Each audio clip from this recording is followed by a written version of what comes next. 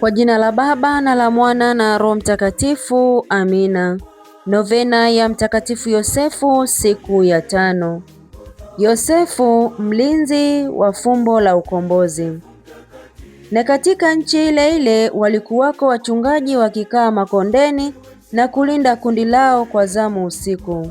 Malaika wa Bwana akawatokea ghafla, utukufu wa Bwana ukawang'aria pande zote, wakaingiwa na hofu kuu. Malaika akawaambia, msiogope, kwa kuwa mimi nimewaletea habari njema ya furaha kuu itakayokuwa kwa watu wote.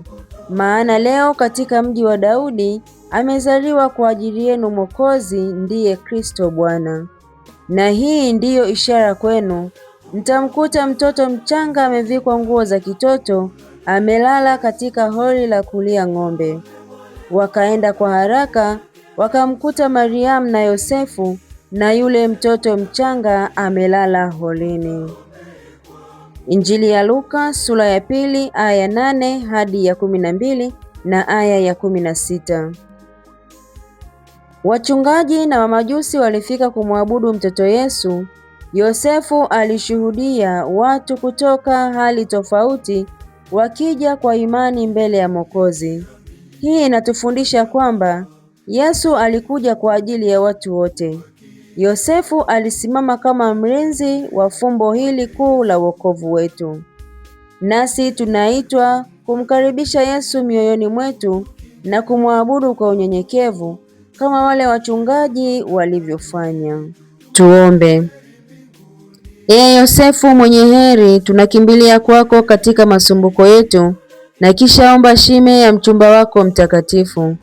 Tunaomba pia kwa matumaini usimamizi wako kwa ajili ya mapendo uliyompenda Bikira mtakatifu mzazi wa Mungu na kwa ajili ya kumtunza mtoto Yesu. Twakuomba sana utuangalie kwa wema sisi tuliokuwa fungu lake Yesu Kristo, tukakombolewa kwa damu yake. Tusimamie katika masumbuko yetu kwa enzi na shime yako.